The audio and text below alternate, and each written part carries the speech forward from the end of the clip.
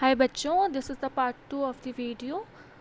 हम समझ रहे थे सोशल का सिविक्स चैप्टर नंबर 1 डाइवर्सिटी वाला चैप्टर। सो लेट्स हमने जहाँ कंटिन्यू छोड़ा था वहाँ से कंटिन्यू करते हैं। So let's start.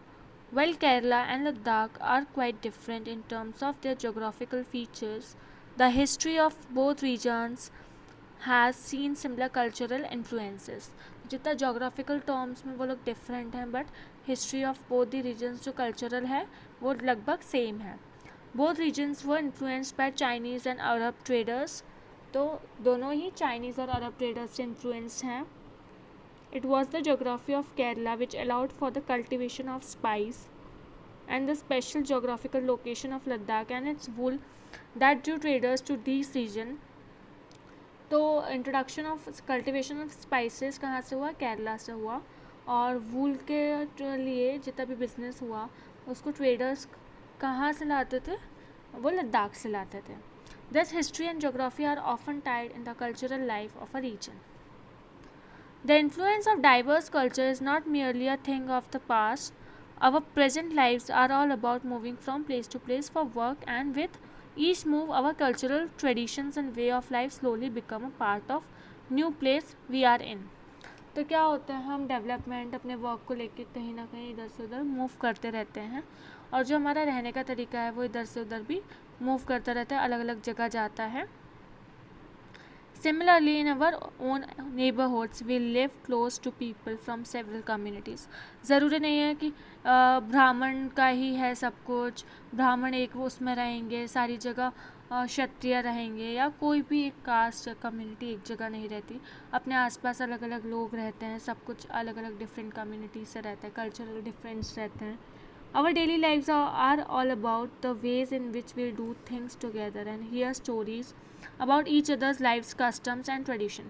हम आसपास के फंक्शंस में भी जाते हैं तो उनके ट्रेडिशंस देखने को मिलते हैं और वो सारी चीज़ें. That's it. Unity in diversity. India's diversity has always been recognized as a source of its strength. तो इंडिया की जो डाइवर्सिटी है उसका स्ट्रेंथ माना जाता है. When the British ruled India, women and men from different cultural, religious and regional backgrounds came together to oppose them. जब even independence नहीं थी इंडिया के पास तब भी सारे लोग इकट्ठे हुए अलग अलग रीजन से आके, अलग अलग बैकग्राउंड से आके, और सब ने एक साथ मिलकर उनको अपोज करा. India's freedom movement had thousands of people of different backgrounds in it.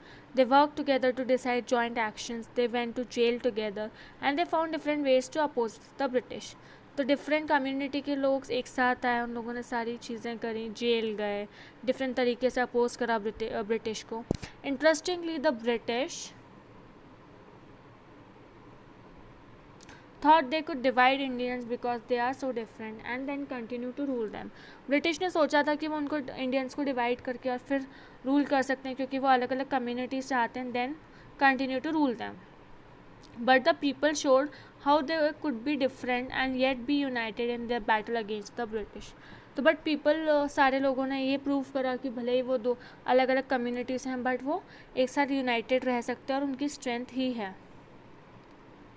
Don't forget the days of blood, oh friend, in the midst of your happiness, remember to shed a tear for us. The hunter has torn away every single flower. Do plant a flower in the desert garden, dear friend. Having fallen 2 bullets, we swept in Jallianwala Bagh. Do light a lamp on this lonely grave, oh friend. The blood of Hindus and Muslims flows together today. Do soak your robe in this river of blood, dear friend.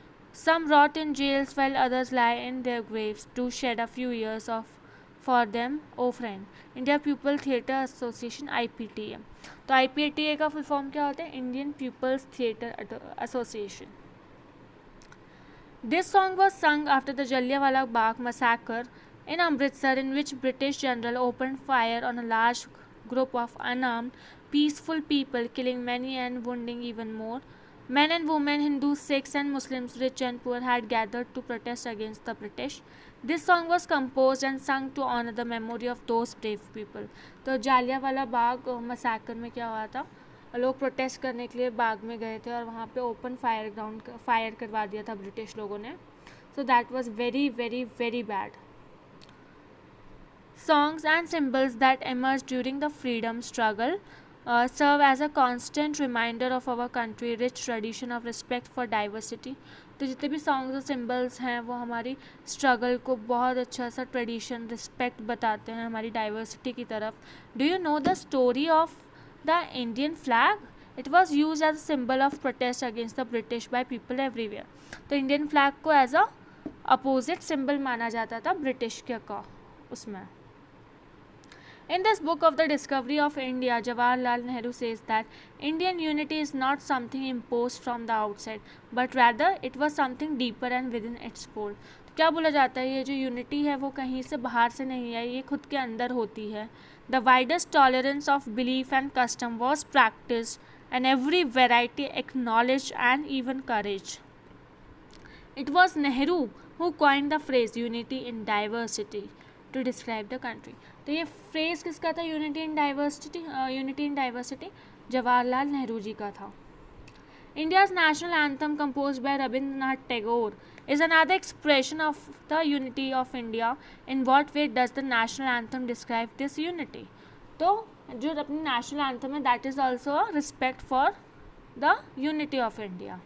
तो यहाँ हमारा explanation ख़त्म होता है. यहाँ पे question answers हैं. We will be discussing the question answers in within few minutes, so please just wait. Okay guys, जिसको लिखना है वो अपनी कॉपी और पेन ला सकते हैं. I will be dictating the question answers, you can write it. अगर कुछ भी इम्प्रूवमेंट चाहिए होगा तो you can comment in my comment box. So let's start. Number 1, draw up a list of different festivals celebrated in your locality. Which of these celebrations are shared by members of different regional and religious communities? तो हमारे आसपास कौन कौन से festival celebrate होते हैं? So we can see Punjabi लोग रहते हैं तो लोहड़ी होती है. Number 1 is Lohri. Number 2 is Ganesh चतुर्थी.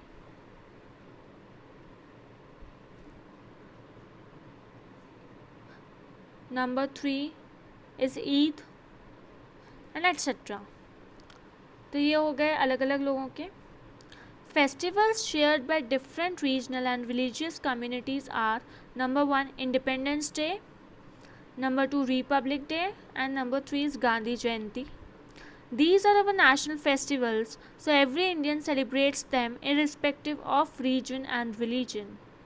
तो ये वाले हमारे नेशनल फेस्टिवल्स होते हैं. कोई भी किसी भी कास्ट का बैकग्राउंड का हो बट वो सेलिब्रेट करता है.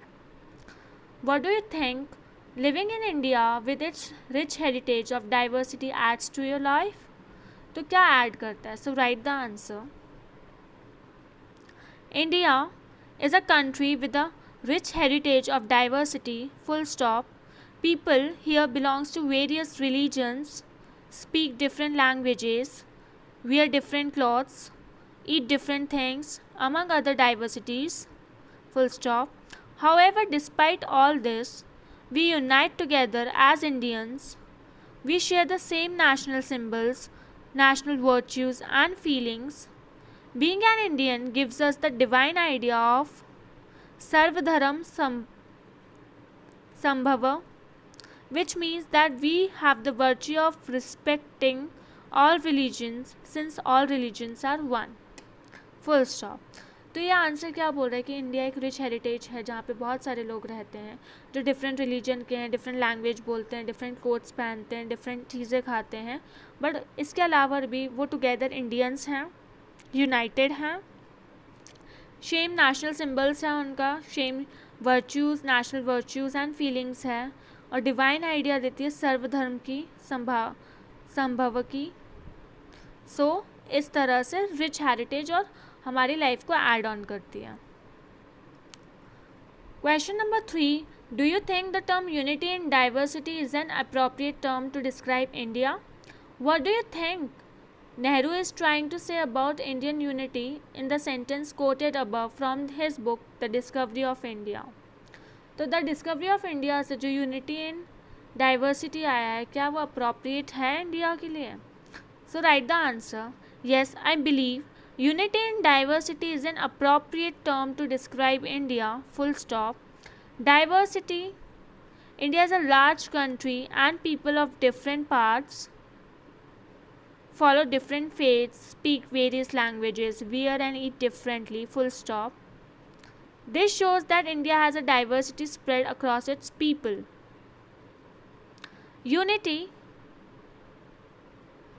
Unity का मतलब क्या होता है वो लिखिए. Despite the diversities, as Indians, we are one. As an Indian, we are no more a Gujarati or a Bengali. We celebrate the national days with equal zeal. We sing the national anthem with the same passion. This shows our unity. Therefore, the phrase unity in diversity is justified. Nehru has written his book, The Discovery of India. It was something deeper within its fold. The widest tolerance of belief and custom was practiced in every variety, acknowledged and even encouraged. He means that when one ponders over it deeply, one finds that India is not only united, but its people also know how to accept other customs and beliefs.